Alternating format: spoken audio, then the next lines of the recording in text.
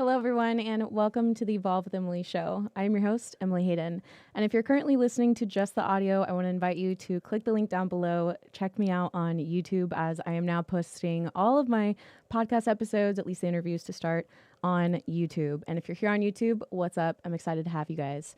So for today's episode, it's not just an interview. I'm actually about to take you on a full journey. I kind of see it happening in 3 different phases of somebody who is an incredible guest that I'm really, really excited. And honestly, after doing all the research for this episode, I am so beyond honored to interview this person, just because I have gotten to see the smallest little tidbit of what they've walked through. And now I get to see the end result of that.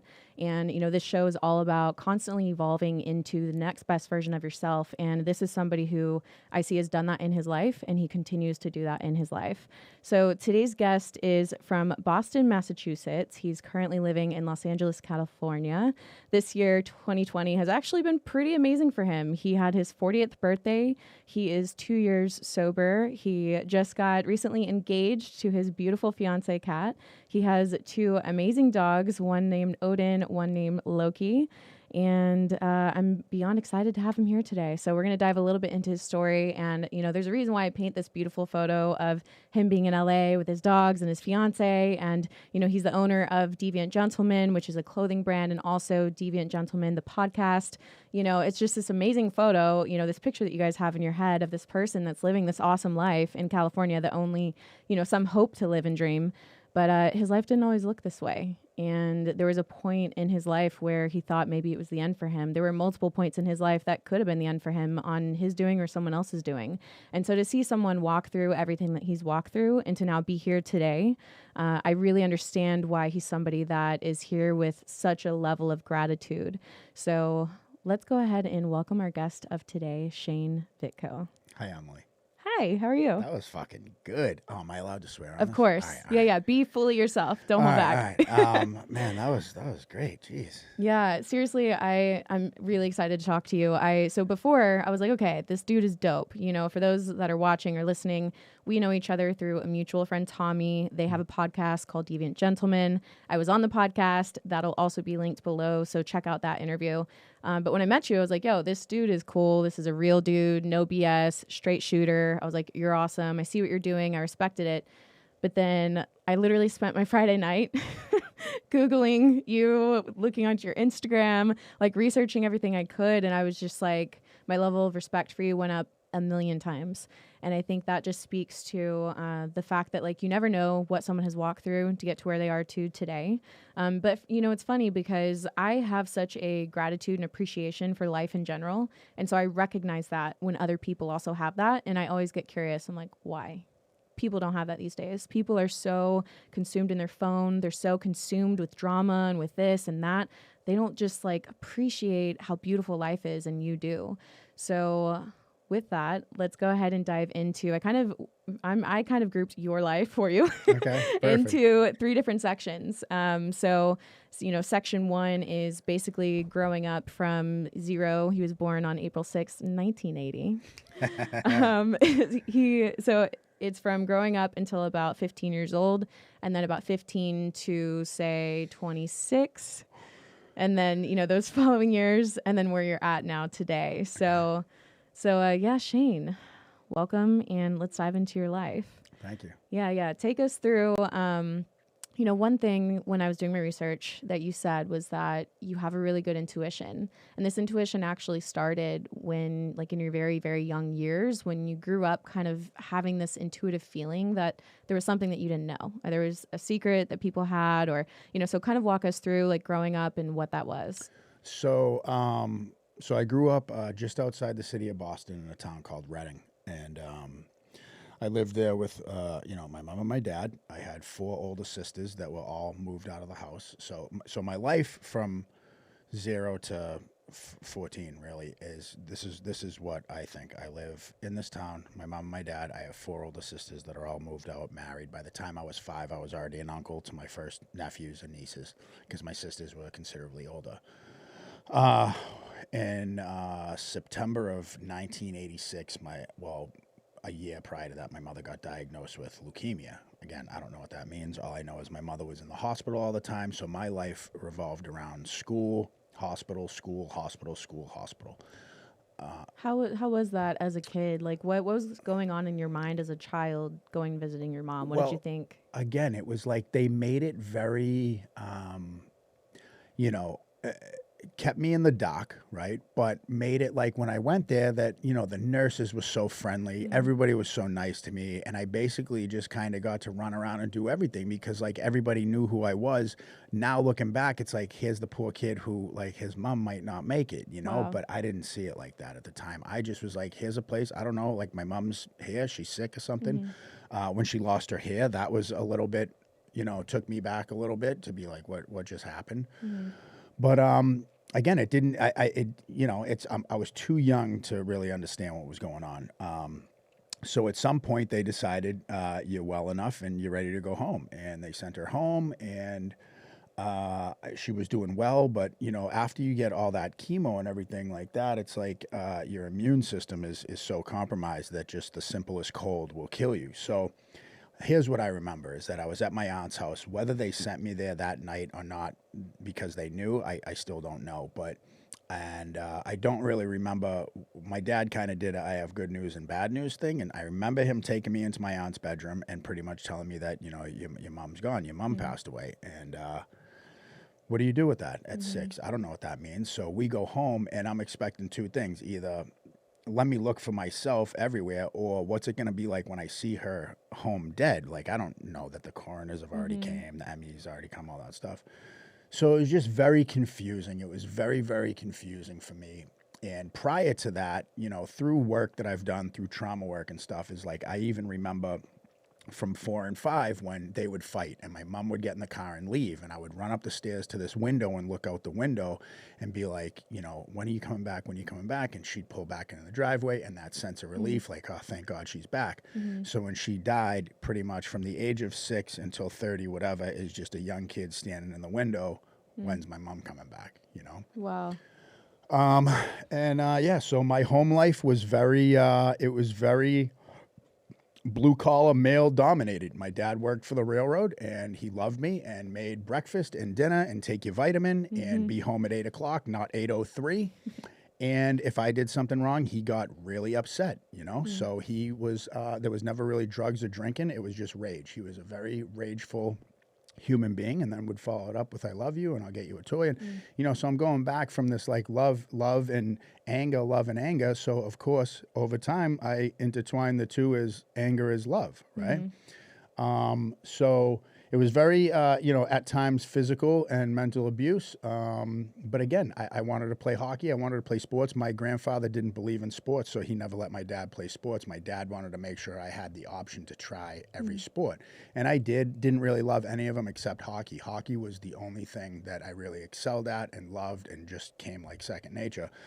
And that's what I did. And I had my friends was all I cared about. I didn't care about my family. I didn't care about anything other than hanging out with my friends and just being cool, Why? What was it about your friends that provided something that your family didn't?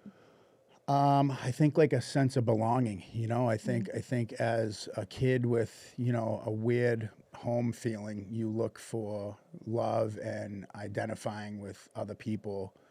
Especially is because basically it makes me an only child, like, because my sisters would come around and visit on occasion, but it's me and my dad at home. So like, I don't have somebody else there to talk to, or, and this was back when you just had to call house phone to house phone or ride your bike and see where all the other bikes are to know where your friends are. Right. There was no internet. There was nothing like that.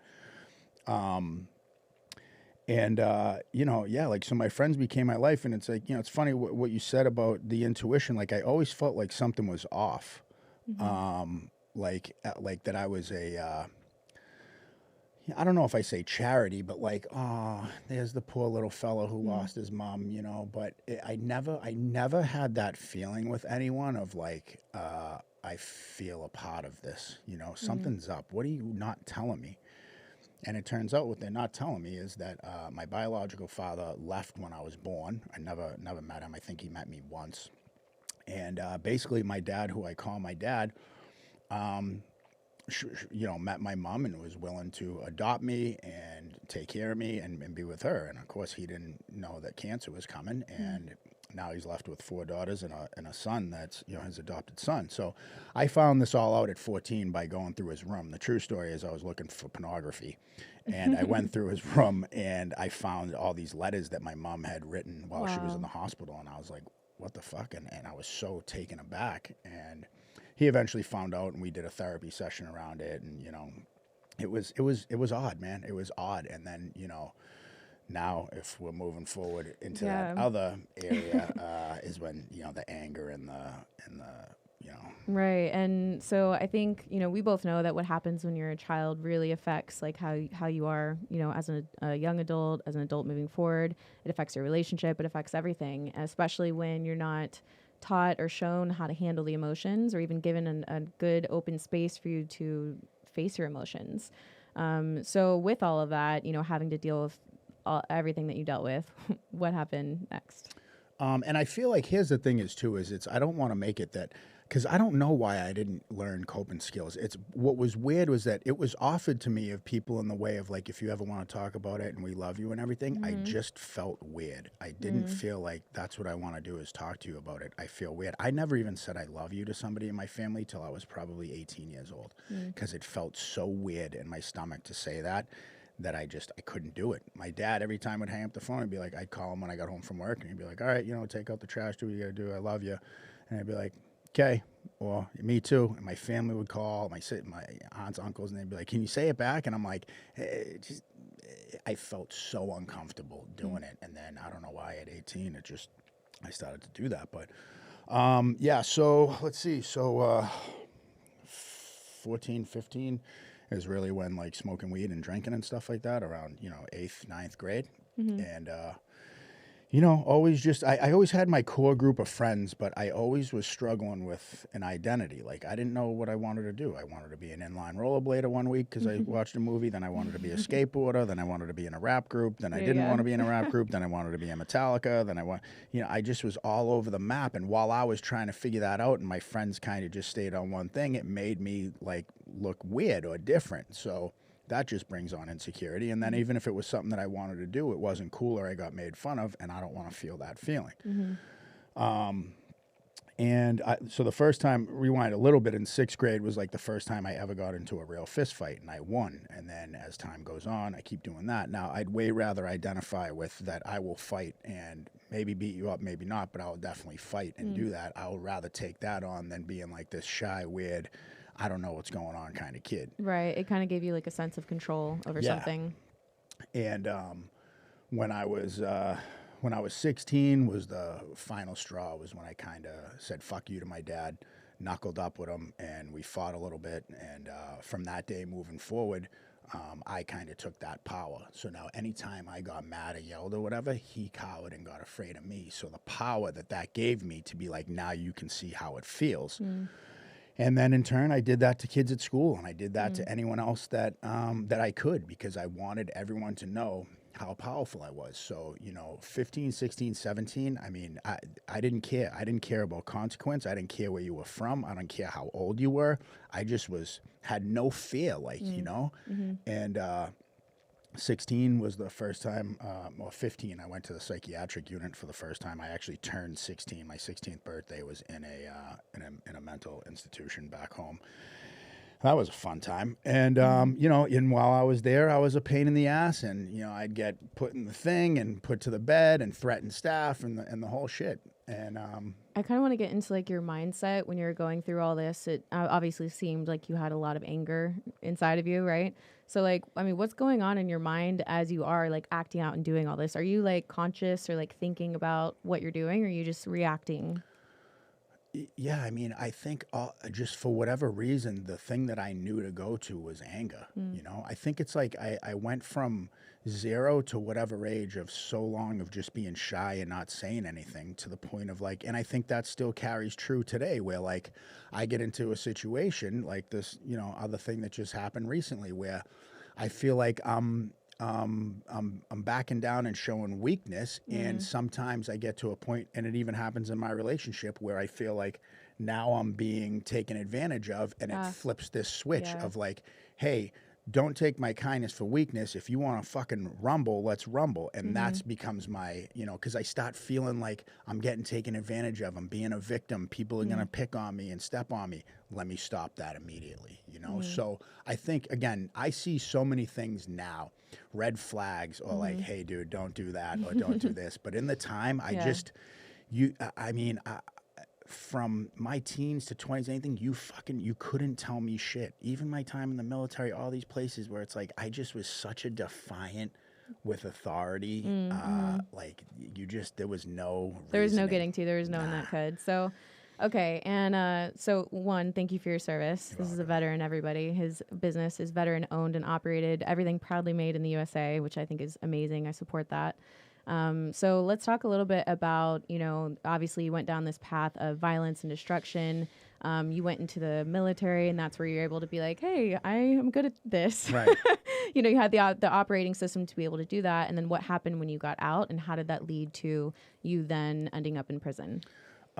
So when I was, I feel like me and my friends always would, like our brothers, or not my brothers, but their brothers, or people that we know were always in the Marines, and that seemed so cool to us, So all of us would be like, as soon as we turn 17, as soon as we turn 18, fuck college, we're all going to the Marines, blah, blah, blah. And that was like the huge MO across Massachusetts. Was like most kids that I knew were like, fuck college, as soon as I'm able, I'm joining the Marine Corps, because that's what fucking alpha men do, not the Army, not the Air Force, the Marine Corps. Yeah. And 18 came, and I had already dropped out of school at 16, so that kind of fizzled. And I was 20 years old, and I was looking at my first DUI, and I had a friend who was listed in the Army, and he was like, hey, if we enlist together, we can both go in as a E3 private first class, and blah, blah, blah, and you get this and you get that. And I'm like, fuck it, I'll do it. Because, like, again, at this point, I'm just like, I just have no direction. And, like, what can I do with my life? What can I do to finally make my dad proud about something? Because I just been such a fuck up for the past couple of years. Blew my whole hockey career. Because of how I acted and my anger, and like I got kicked out of every league, and nobody wanted anything to do with me. And as sad as that is, it's what I wanted, I don't want anyone near me. I want to be known as just, I'm a loose cannon, and it's like so many missed opportunities. So I joined the Army, and I shipped off to boot camp. I went to infantry school in Fort Benning, and and then from there I went to mortar school, then came home and did a bunch of training and shit, and then we deployed. We were at Fort Dix getting ready to deploy to Bosnia in August of 2020. I mean 2000, and then they hit the towers. And 8-9 days later, we were overseas. We were in Bosnia, and it wasn't like a war zone, if you will, because we had already kind of diffused that. But what it was now it became like. Extremist groups, or like places for Al-Qaeda to seek refuge at the time. So, I got to do some really, really cool stuff, and really, it's an experience to be 20 and turn 21 there. And actually, I turned 21 in boot camp, so because this was 2001. So I was 21 when I got there, and I turned 22 by the time we left, and I did 9 months. And it was a trip. It was a trip to see a third world country like that, and something blown to shit. And, it was an experience. But now I came home. Did it give you more appreciation for America? It did. It made me like, never mind the worst ghetto here. Like, you have no idea when you see a 70, 80-year-old lady with a wheelbarrow full of rocks because she's rebuilding a house. There's no, they have dump trucks and all this shit. Like, they're just all out there. It's like very weird. Some places don't have front doors. It's just like this opening, Wow, yeah. And but it's it was an experience for sure, and it's something I'll never forget. But yeah, now I come home, and now what? I just carried a machine gun around for 9 months, and what am I gonna do? And I came home, and very, very quickly, all the pride I had, everything I did just started to dwindle, and self-pity, and getting back with the kids that I knew before the military. And before long, I'm just back into criminal stuff and drinking and partying a lot. And Oxycontin was big at the time. And I got into OCs. And before long, by the time I was 23 years old, I was a full-blown IV heroin user. Wow. And by the way, thank you for sharing all of this. Yeah. This is a lot. Yeah. But I really appreciate it because I think it's important to talk about. I want to back up a little bit to when you came when you came back from Bosnia, you said you had no direction. So I mean, I'm not really that familiar with after people leave the military with what they do for you, what they can do for you. Do you feel like there's something that could have been done, like for veterans or people that are leaving service that could have helped direct you in a better way? Or, is there a lack in that, or are there resources that maybe you didn't use, or like what would be your advice to somebody right now that's like, yo, that's me, like I feel directionless, hopeless, all of those things. Well, here's the thing: is it's been 20 years almost now. Okay, yeah. Which is fucking Old. insane, right? But when we came home, it was literally like you sat down with some guy, and the bottom line was you had a job to do, you did it, keep it fucking moving. There was nothing happened, nothing wrong, everything's cool. Oh, wow. There was no meds in the military at that time. Nobody, I mean, so many guys are just, all on meds and have therapists and all this stuff. So I guess, is that better? I'm not really sure. But for us, that wasn't a thing for me, I don't think. At least I wasn't aware of anyone doing anything like that. Nobody was going to therapy. No one was on medication. And again, it was like, if you signed up for the infantry, you know what the fuck you signed up for, period. And that's it. Yeah. Do your job and go home. And that was it. So I don't know if it's still like that. I feel like, in a way, a lot of the military has got very more, whatever you want to call it, sensitive to people's things. I mean, due to suicide and due to all these things happening. So I really don't know the answer to that. What I do know is that I still have friends coming home or just getting out, and it's I don't know. It's the same thing of like, I wrap up from a maximum security prison without going to a minimum. It's giving me no buffer in between society and 23-hour lockdown. So it's the same thing of like deployment and this and formation and a certain way to live, and then just go be a civilian. And it's like, what? Gotcha. So I don't know what the buffer is. I don't know how that works. But what I know is most of us feel this sense of, did I do enough? Guys did more than me. I did too much. I wish me and just all these guys could go live on on a ranch somewhere and never have to leave each other again, because these are my brothers. Like, these guys, I've slept in fucking dirt with these guys, you know? And I think you miss that, and that starts to grow on you. And, now I'm looking for the next thing of like, what's the next group of something I can join? Unfortunately, what I found after that was drugs and alcohol. Drugs and prison. Prison, yeah. So your next crew was prison. So give us a little inside look to like what your prison experience was, and like how you walked through that, and then getting out of that. Okay, so I went to prison in. I was 26 years old. It was same thing, September 3rd, the same, or September 1st into the 3rd, which was a holiday weekend. No coincidence, that's the same time my mom died. So September is a very hard year. If we're looking at the universe and stuff like that, September, when it comes to the end of August until about, the beginning of October, is always, and I've learned to get out of this space of preparing for, oh my God, all kinds of bad shit's going to happen. But for a long time, relapse would happen. A lot of things would always happen. And again, now through doing work and trauma and stuff, all this stuff, I'm able to set up for it in a healthy manner, and I guess kind of take some preventive measures, Yeah, no, actually, one thing that I really like to do is I always like to have kind of like a system or like a playbook for certain scenarios, so that it's like, okay, let's say it's something simple like following a diet, right? We're not talking anything serious. But like, I know if I'm going to go to a friend's barbecue or something, I have a system in play of how do I handle this situation so that I can get the end result that I'm looking for. Because if I don't go into it with a plan, then, and I'm just left up to my own willpower. Just stuff in your face with macaroni and cheese. Yeah, absolutely. I'm from Texas. Right. So with that, I want to get into, actually, we'll come back to this later, but don't let me forget. I want to get back into like, what are those things for you that really help you? So we'll get into that after we go to this. I don't want to get... So at any rate, we went out, and I went out drinking, and I got into an altercation, and I ended up stabbing a kid, and I got sent to state prison. So I went to state prison for 5 years, and I had never been locked up. I'd been to DYS, which was like juvenile hall, and like I said, a few times in the psychiatric units. But this is my first time, like, you want to be tough, here you go.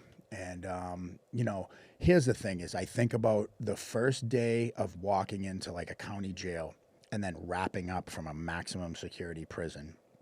Or, well, I went to maximum security prison, ended up going down to a medium. But having that experience of like, it doesn't get any worse. You know? So, I mean, for those of us that have no idea, what does that even mean or what is that like? So county jail is like you're doing a year, maybe 2, possibly 3, a little bit, but it's short time. Nobody's really killing anybody in county jail because, like, for what? You know what I mean? Right. Maybe like there's fights and shit like that.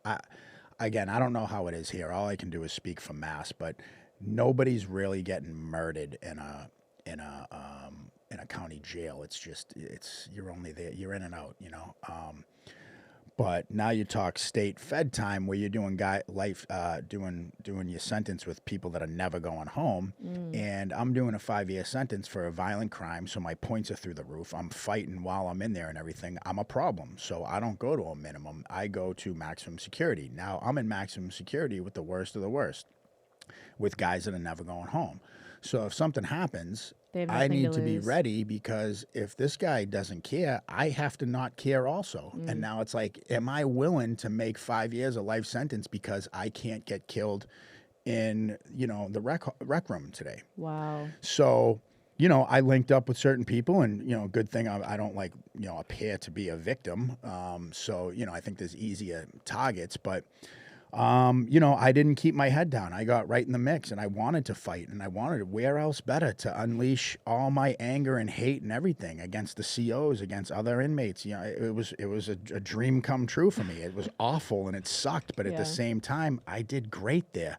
You put me in a controlled environment like that, I thrive. Yeah. I'm a chameleon. I know how to talk and move and groove and figure out what's going on. Plus, I read situations and I get that feeling. I know when shit's popping off. Like, I did okay. I'm not like the most toughest known guy in the Massachusetts state prison system, but if I got locked up and went there to any one of them tomorrow, I'm going to be fine, you know, because that was what was important to me, spending time to make a name in the prison system. So then when I got out, I ended up going back to county for another 2 years for another assault and battery. And going back, first of all, I was like, I can't believe I'm doing this again. But that feeling of like how afraid I was the first day going in there, to how like going back to county again, to be like, oh man, this is what a breeze. Like, oh, wow. Like how much it conditioned me and made me more of an animal. Wow. You know, desensitized me to. Yeah. So prison made you more of the thing that was causing all the problems in your life. So, okay. So did you spend a total of 7 years then? Yeah. Wow. What years were those? 2006 to 11, and then 13 to 15. Okay, so coming out of that then, was that another major shock of like spending 7 years of your life in prison and then now being in society again, being free? The 5 was. The 5, okay. The 2 wasn't as bad, but the 5, to get used to life again. I mean, when I went away, it was a Razor flip phone. When I got out, cell phones were around, like, you know, smartphones. Oh, yeah. And it was like a Droid I had at the time, but I remember being like, this is the coolest shit in the world. Like, I get to just look at porn on this. It's amazing. Yeah. You know? You're like, so wow. I didn't know anything about Facebook, Instagram, none of that shit. It was MySpace when I went away. Wow. So I came out and I'm like, oh, what's up with MySpace? Everyone's like, no, Dork, no one uses MySpace. And I was like, huh? So, okay, you get out of prison. You've been there twice. The second time you got out, did you have it in your head that you didn't want to go back? Or I had it in my head that I didn't want to go back the first time, but I couldn't stop using. I couldn't get clean. So I kept trying, and I just kept fucking up. And my PO was like, dude, like, we got to do something. And since he was going to send me back in, I ended up doing some other crazy shit and caught another charge anyways. And ended up going back. The one good thing that came from when I went back for the 2 years was I quit smoking, because I smoked and then went for the 5 years and got out and was like, this was taken from me and I want my rights restored and I'm going to start smoking. And then when I went back for the 2 years, I'm like, yo, I need my fucking head checked if I start smoking when I get out of here. So I quit smoking cigarettes, excuse me. Yeah, so the second time I got out was, even the first time, it just like, I get out and I don't know what to do. I'm not doing trauma work. I'm not talking about the military. I'm not talking about my mom. I'm not fucking doing it. My problem is heroin. I have to figure out how to not do heroin. So what if I smoke weed? So what if I drink? So what if I get in trouble? Heroin's what I need to focus on. Fast forward a little bit through this time in California, and I realized heroin's the solution to my fucking problems. Heroin wasn't my issue.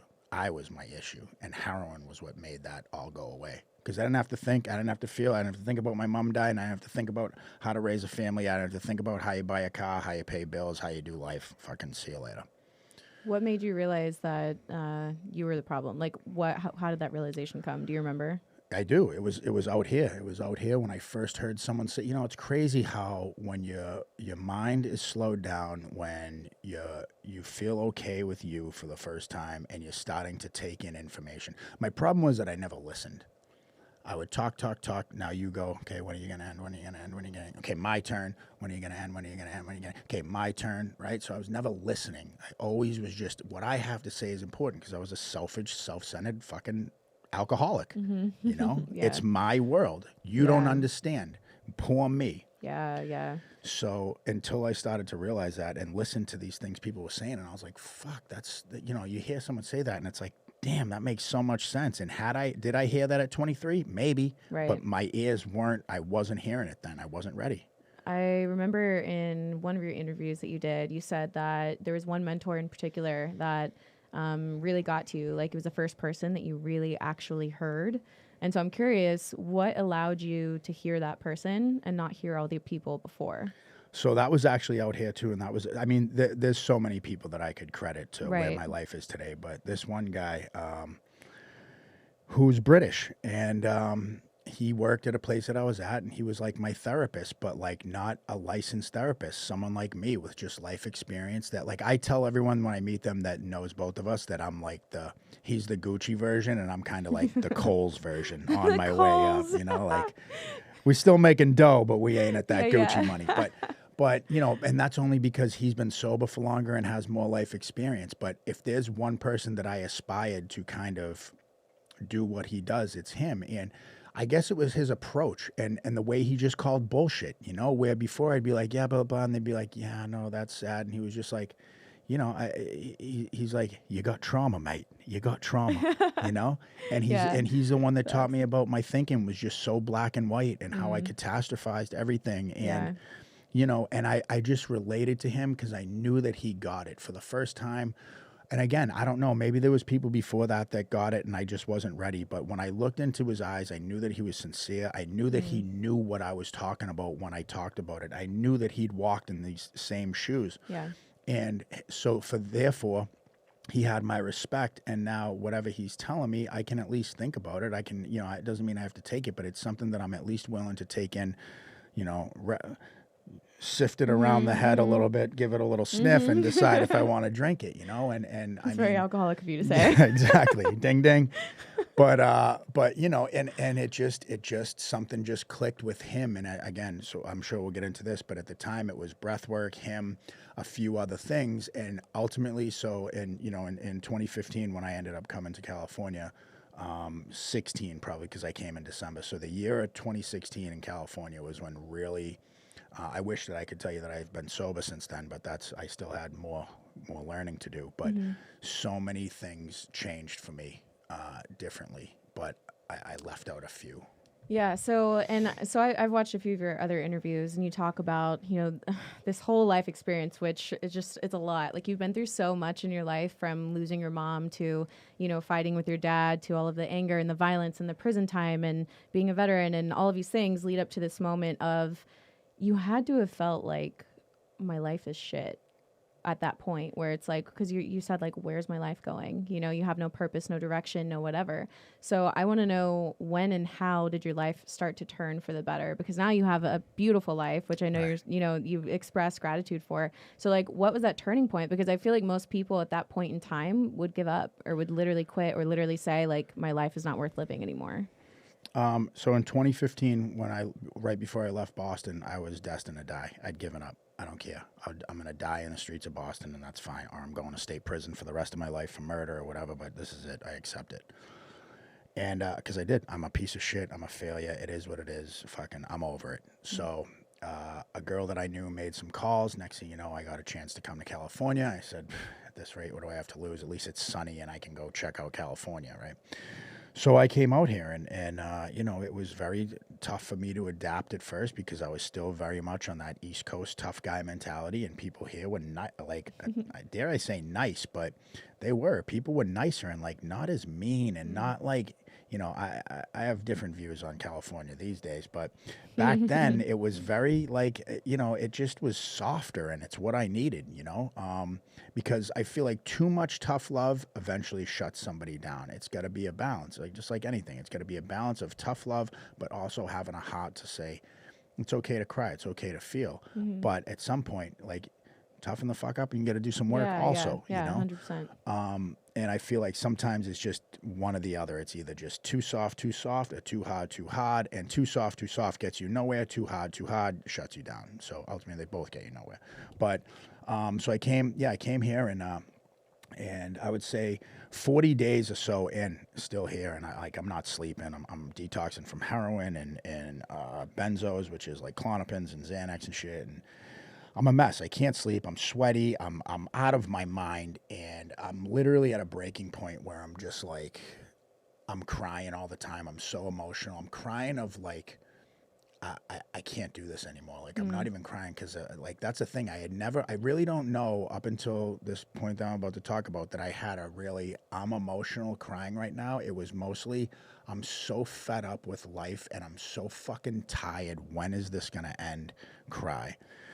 And I was at that point where I was just like, I'm going to walk into traffic. Like, I just fucking can't do it. And so I was about 36 years old, and they said, you know, we have this thing called breathwork, you know, and at first, the first couple times they'd offered it to me, I was like, yeah, I'm cool, dude. I'm all set with you weird fucking California hippie shit. I'm all set. Yeah, I was like, you don't really look like the typical breath work. Right. But here's the thing is the girl that did it, who's, you know, my friend Samantha, who is, you know, like one of my biggest cheerleaders, closest friend of my entire life right now. And it literally makes me emotional just thinking about it because I'll never forget, like, and I saw her, and here's like a chick with tattoos and like, that's like nice, but you know, the same thing, like, hey man, check it out. Like, your fucking life's on the line, you know? And I was like, damn, this chick's straightforward, but like also, and I was like, you know what? I'll try it. Fuck it. And I did it. And that first breathwork session was like, the amount of emotion that came out of me, we're talking suppressed from 86 till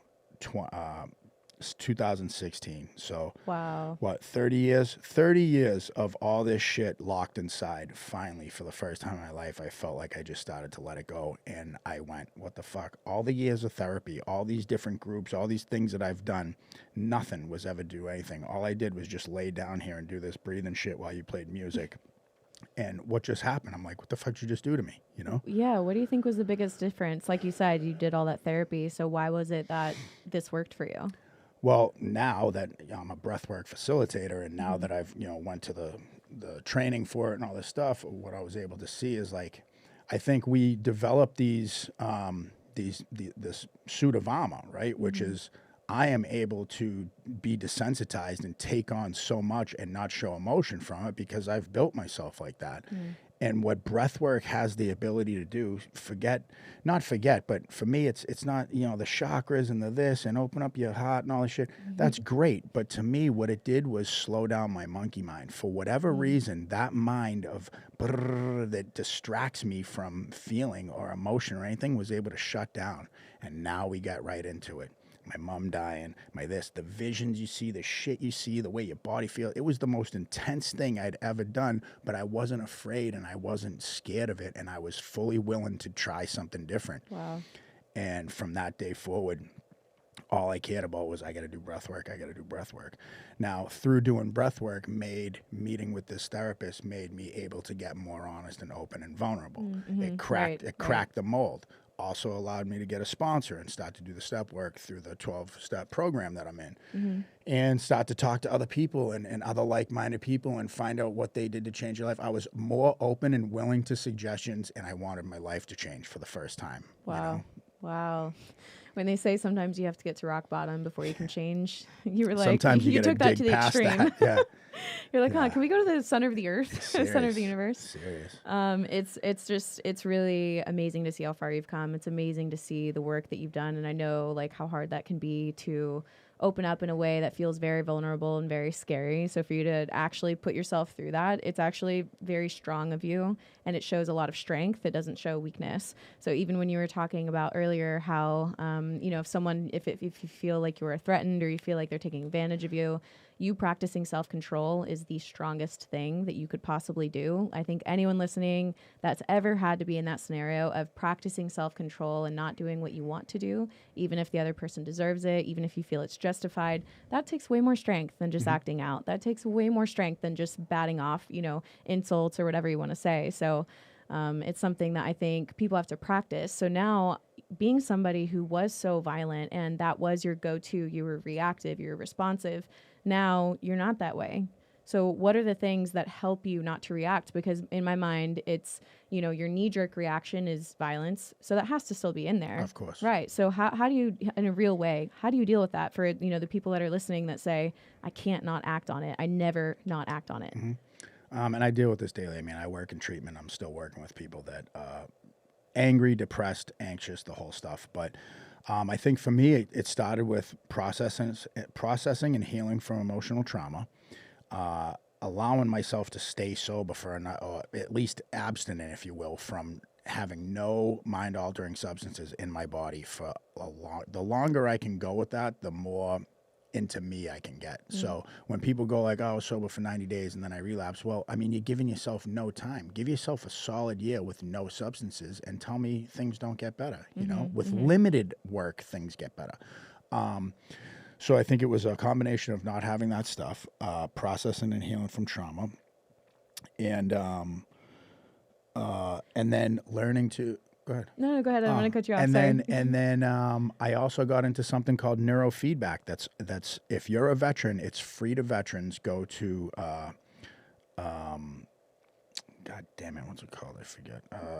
I'll figure. We can always, yeah. We'll link it below. Yeah, we'll link it below. But it's free. It's free to veterans and nationwide it's done through. I don't know if UCLA is nationwide, but it's through UCLA out here. I called it a Homecoming for Vets. Homecomingforvets.com. I went to it. They had a bunch of names. I clicked on one, called her. I've seen her for almost 2 years now. Wow. And it finally got to the point where she said to me, like, can I just see you once a month? Because, like, you're doing so. Like, when they no longer care because they know how good you're doing, it's like, holy shit, right? It's the same thing with my sponsor where it's like, I don't have to check in with them all the time because he's not worried. And that's a crazy feeling because I'm a fucking liability my whole life. You know what I mean? Yeah. Like, you feel good. You feel accomplished. Right. So I think this pause that I learned. So like you were saying, so when something happens, my instinct immediately, and here's the thing is I can't control my thoughts. I just can't. But I am definitely responsible for my reactions and how I react to something. So if somebody cuts me off, if I get into an argument, my initial thing is, oh, I'm going to fucking bite a part of you or like, I'm on you. Yeah. But then it's like, okay, well, play the tape through. Then what? Then I go to prison. We both go to the hospital, or one of us.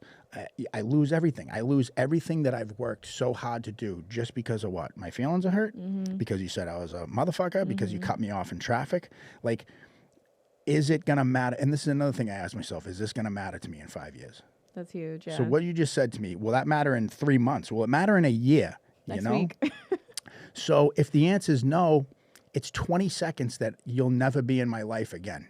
If you just cut me off in traffic and gave me the finger, I can feed into that, follow you home, beat you with a baseball bat, or just go like, fuck it, Yeah. Because the other thing we don't take into consideration is I started to think about other people have trauma.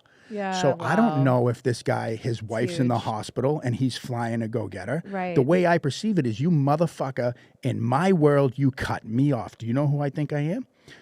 I'm not thinking, wow, I hope this guy's, everything's okay. I hope his kid didn't just get hurt in a skateboarding accident, whatever it was. We always want to assume. It's like, if I tell you, Emily, I'll be there tonight at 6 to pick you up, blah, blah, blah, and you're like, cool, and I don't show, and you go, this motherfucker, what a piece of shit. It's never like, is everything okay? Right. I hope he's fine. I hope he didn't get into a car accident, because then when it is, we feel so like, oh man, when you get the call and go, I'm so sorry, but I had to run. My kid got sick, and you're like, oh, I'm such an asshole. I already posted on your Facebook page what a piece of shit you are. And blah, blah, Already blah. deleted you as a friend. Sorry, I'll like refollow. we're so quick to jump the gun and assume the worst of other Yeah. people, you know. So, And I think that's huge. You know, have you ever read the book, The Four Agreements? of course, there's actually the 5 out now. Him and his son wrote the 5th. No way. Wait, what's the 5th agreement? Do you remember?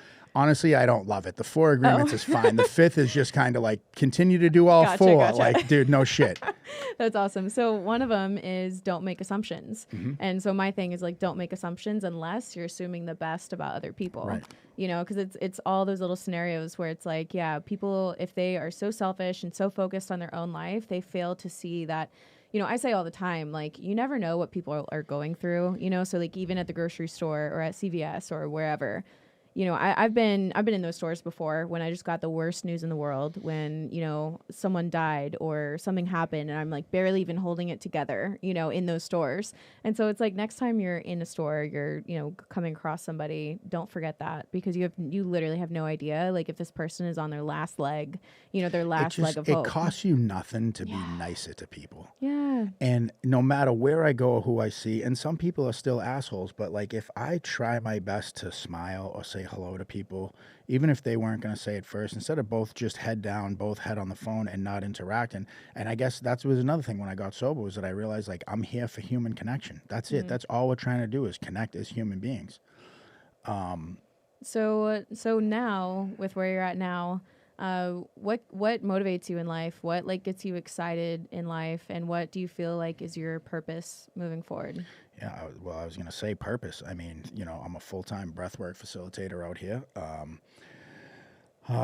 During, you know, we started the podcast, and I love it. I started a brand, and like, you know, I get very, if it's something that I'm interested in, I get very creative around it, and I spend time, and my process is very weird, like around things that I do, like even with coming up with logos and stuff is like, I start over here and have 4 or 5 different things, mesh 2 of them together, and then scrap that all and go with like the simplest thing over here. Why I didn't just think of that in the first place, I don't know. But like, I just take my time with this stuff and think and like, you know, probably over perfect things where like I want it to be super perfect. And, you know, I look back on some of the stuff, like I designed this. And I remembered in the beginning of like how shitty the stuff was and I was going to take it all down. And my friend's like, nah, man, like leave it up. Like that's, you know, just because you don't love it doesn't mean that someone else doesn't think it's cool, you know? Because when I started the clothing line, I wanted to just be like, what would I wear, period, you know? And if I don't wear it, I'm not putting it up there, but that doesn't mean that other people wouldn't like it. So again, purpose. My purpose is to help other people, hopefully inspire other people that why not you? Why not me? Why not you? Like I did a play out here. Why not? You know, like it was horrifying. I thought I was going to be a nerd. I thought that's what geeks do. I didn't think it would be fun. And it was another life-changing experience because I was willing to get vulnerable and willing to step outside of my comfort zone and do something different. I got a commercial agent. I did a couple of commercials. I've done, you know, all these auditions and heard just no callback over and over and over. And the first couple times I wanted to be like, who'd you pick, dude? Why? What did I do wrong? And it's like, you know, it's not what you did wrong. It's just they found somebody that was like exactly what they were looking for. And that's fine. Doesn't mean that I did shit, but that's what my head wants to tell me. So talk to me about Deviant Gentleman. Explain it.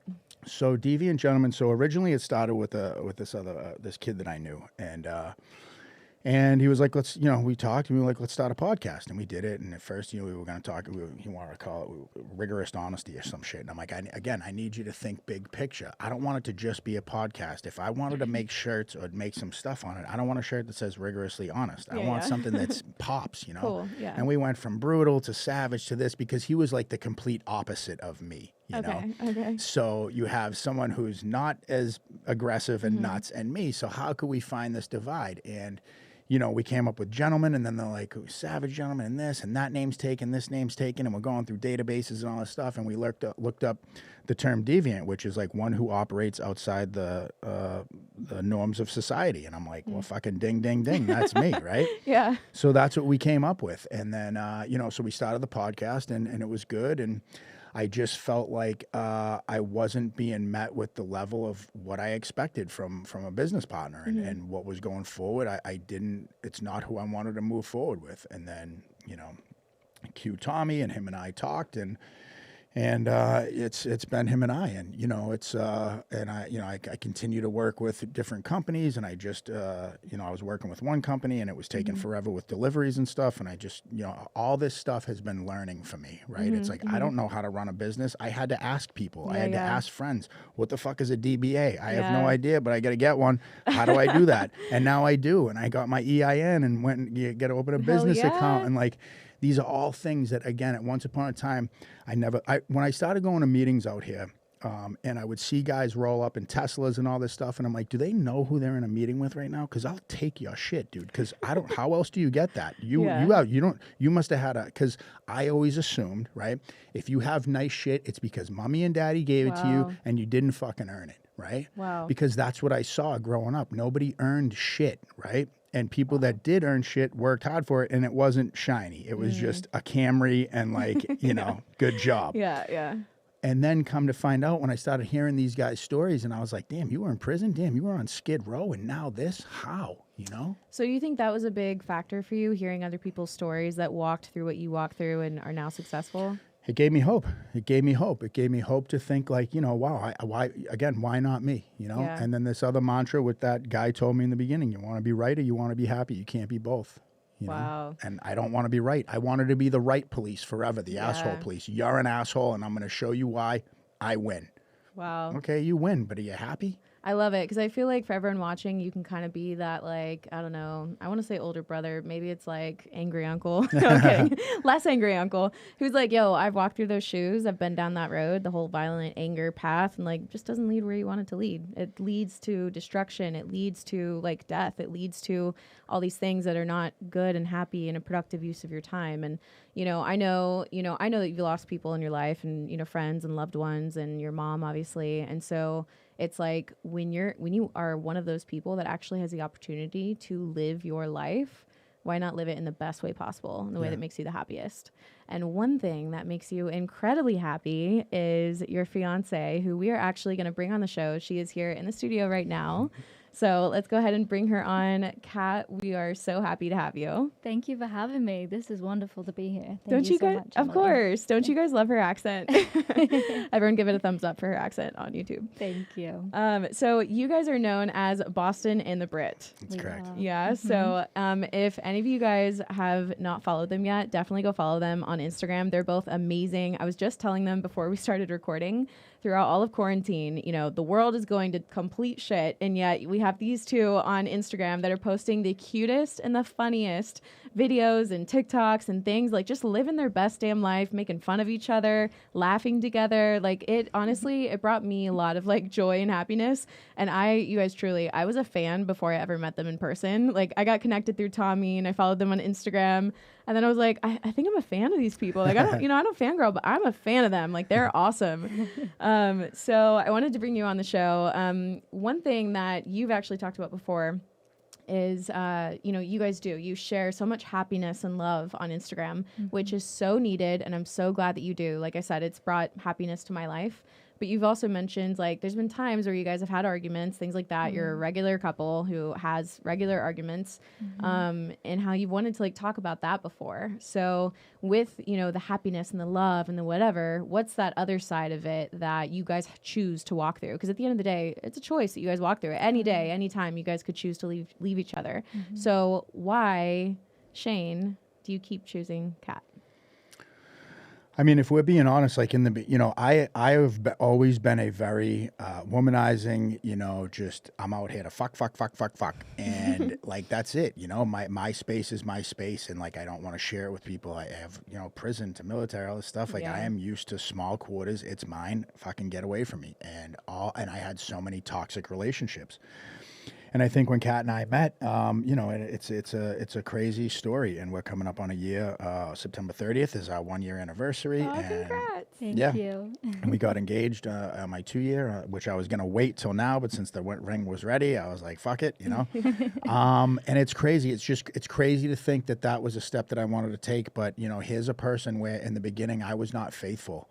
And I cheated on her a multitude of times, and I got honest about it because I was being 90% authentic in life and 10% that I was keeping secret to myself, and I know where that takes me to addiction and relapse.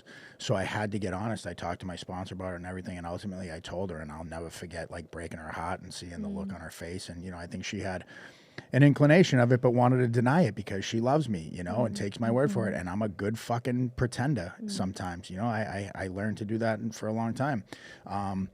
So we worked through that, and ultimately it wasn't anyone else's choice. It wasn't my friends' decisions, her friends' decisions. We had to figure out what was going to be best for us, and ultimately it ended up being something that we wanted to work through, and we did. And then still my behaviors were not quite that, but they weren't all the way there, and I didn't know why.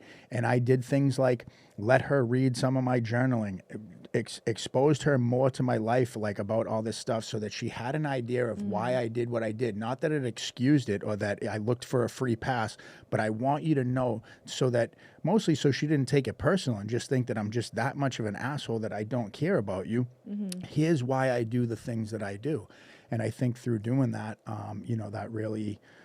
that really helped. And, at the end of the day, and even one time I said, there's somebody else that I kind of want to give a chance. And we stopped talking, and I tried being with this other person for like 2 weeks. And the whole time I just went like, Kat wouldn't have said that. Kat would have done this. You're not Kat. And I just went, You don't cook like me. yeah.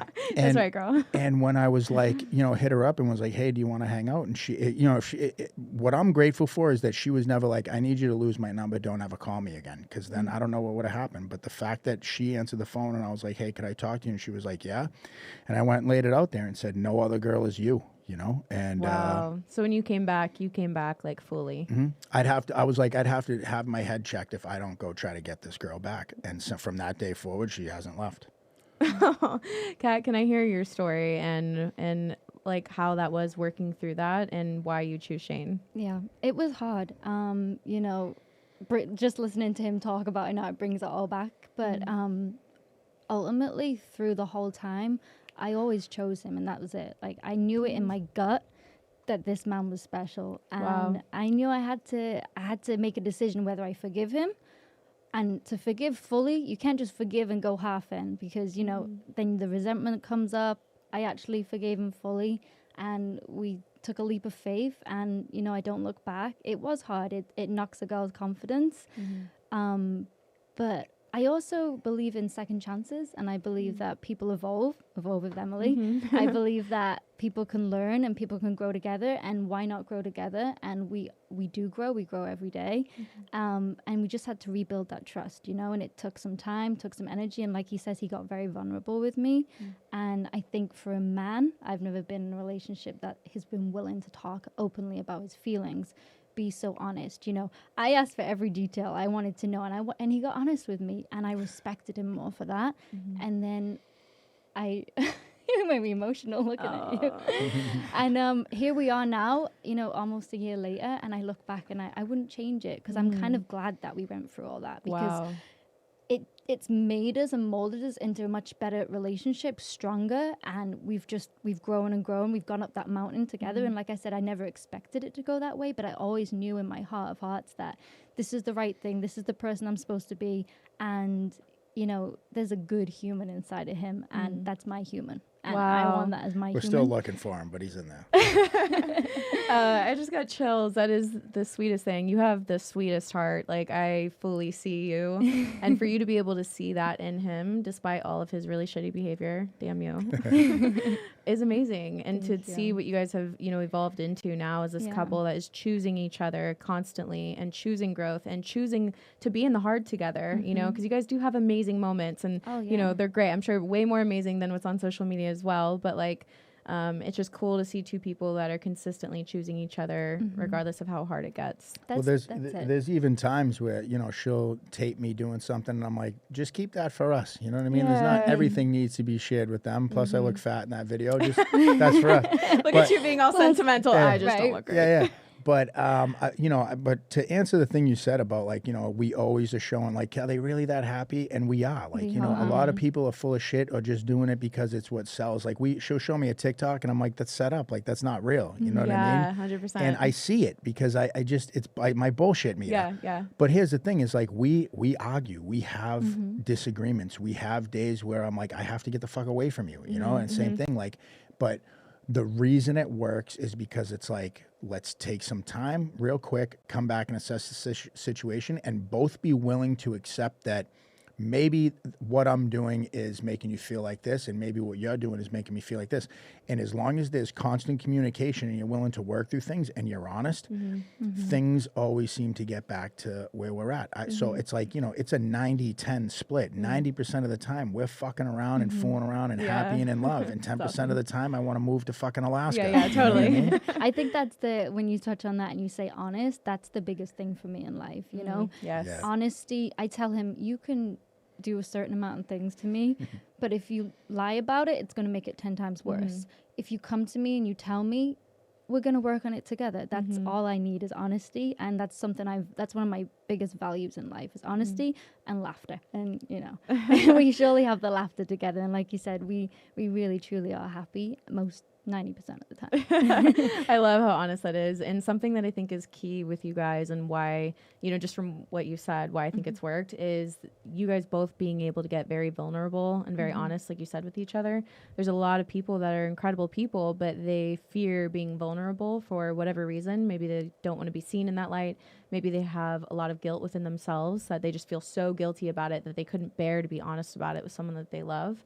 And what they don't realize is that there could be a potential different ending that they're not seeing. You know, no one probably would have paired you guys together. I'm sure you dealt with a lot of resistance, you know, getting back together from family and friends who knew better, you know, but at the end of the day, it's like, you got to listen to yourself. You got to listen to what's inside and know what you know, what you know, what you know. Yeah, it's that gut. I think the heart is important, the head is important, but I think it's the gut. And maybe they're all linked, but my gut feelings always never changed with you, even through the times of hardness and stuff. So. Oh, yeah. And here we are now, engaged, looking to buy a house, got 2 dogs, and ready to do life, you know. And I'm proud of him.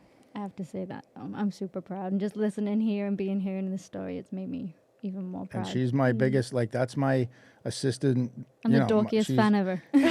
She's my assistant. She's my assistant creative director. I mean, that's who I run everything by. That's who, when we're sending out packages, that's who's packing them up with me. That's who's checking invoices. That's who's, you know, I mean, she's my right hand in everything, you know? And it's cool to have somebody that's not knocking down the shit that you do, or you got to do this, or why don't you change that, or that's stupid. They're always trying to like one up you. Yeah. There's those I mean, relationships too. I could tell her that I'm going to invent airplanes, and she's going to be like, sick, babe, let's go. Let me see what you're doing. You know 100%, what I mean? Like, I could see that. She's just down, and like, let me do some research. It's so important. And her and I, you know, again, through quarantine, all this stuff, like I learned how to use designing apps and video app and all this stuff. And so that shit's like cool to me now because I know a couple, you know, things, but it's the age of learning to adapt to what's going on right now and what makes you happy and what gives you purpose. And we're going to start a tea company soon called Boston and the Brit Tea Company. Telling your bad self. And, I will buy that tea all day. Oh, you'll be on monthly subscription. Oh, perfect. Monthly subscription. Boston and the Brit. That is the perfect name. Right? Yeah, it's amazing. I mean, what better way? I mean, they threw a lot of tea in the harbor that one time. Yeah, I think she's still resentment. I'm a little bit resentful. Kat, what is something that you love about Shane? His heart, you know, not just with me. My favorite thing to do is to observe him and how he treats others. You know, little things like when we've gone out for ice cream and some strange kid was sitting there one time, remember in the Grove, and he just said, hey, what's up? And this kid ended up sharing his life story with him, and if he didn't take that moment to say hi and what's up, and you know, and he sat and he really listened. And I remember this was early on in the relationship. This was, you know, before we were even living together. And I remember thinking that's a good human, that's a good person. And that's probably what's most attractive to him, you know. Obviously, I love his beard, but beard's a close second to the heart. Goes, you know. Eventually, like looks fade, laughter stays, and 1000%. the love and the heart he has, and I know he cares a lot about other people, and that's why I'm such a #1 fan, because I want him to share his story, and I want people to see what his you evolving, see, what I see exactly. And he won back my family, my friends within a few months, because that's who he is. He's a good. All right, Shane, you know it's coming. What is something you love about Kat? I mean, you don't have to get it perfect. He's a perfectionist. You yeah, can tell. I know, no. right? It's just anything. Yeah, I mean, I just love her, like who she, when I look in her eyes, I just love that I see like a genuine human being. Like she doesn't try to be something she's not, you know, other than when she puts her phone voice on sometimes when she talks to people. We all have Everyone has a phone voice. I think I've even got a podcast voice Same, right now. same. I've gone a little bit posher because I'm scared of my Liverpool accent coming out. But I mean, like she just I come first in so many things, and I think that's so important. You know, she's always thinking about me, or like, you know, what is gonna make my day better. You know what I mean? And I think it's just, again, people. It teaches me about selfishness and self-centeredness, because, you know, again, I was like that for so long. So in turn, when I'm not being like that, I'm like a very giving and think about and consider other people. And I think when that's matched, you know, that's what matters the most. Like, you know, we just vibe. It's like no matter what we do, we're cool doing whatever we do. And I think when you find that person that you can do sexy time and get dressed up with, but also dumb down and put sweatpants on and play fucking Monopoly. We have a Monopoly board championship with a belt. We have a belt for the Monopoly. You know how many videos we have? I've not seen the belt. Oh, Oh, we're gonna show you. Yeah, show you. he got a. Okay, good. I am actually the current. Oh no, you're the current champion. And well, I'm the current champion. You're the overall. It's like 18 to 16 But or it's something. like So she's really the winner, is what you're saying. You look at this guy and you meet him in the street and you think, wow, he's hard. He's, you know, like I said, but he plays Monopoly with me. Like that's my childhood dream right there. Yes. You know, I always wanted someone just to play a board game with me, or poker, which he's, you know, we got to work on his poker skills. Yeah. But Oh, She really? fucking fleeced me. Yeah. She's got me Yeah. for like $100 over $100. No, I'm up from him. She goes, I'm up. That's my quarantine job. Make TikToks and fleece him at poker. Yeah, what's your job? Yeah, I just beat my boyfriend at poker. Exactly. Works every time. Well, thank you guys so much, both of you, for being on the show today. It's Thank been you for having us. yeah, Thank you. Of course, it's been an absolute pleasure. You know, on the show, I'm going to be featuring a bunch of different guests, but I just, my heart is for other really good, genuine people that are doing great things in the world. And it's like, I believe in second chances too. So especially when I hear a story of somebody who has been to prison or has done this or that, or maybe has something that society would, you know, put like a X on them for, you know, maybe like it affects how you get jobs. It affects all these things in your life. And yet I see a changed heart, which I think is true transformation. I think true transformation is when someone's heart is changed and their actions are changed and they're choosing to live their life in a different kind of way.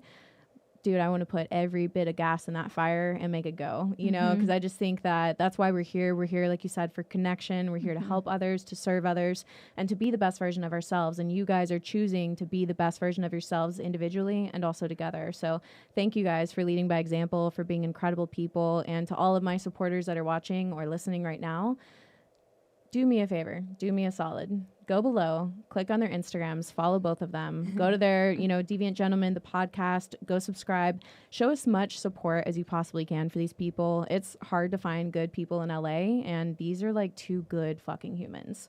And I don't say that very often.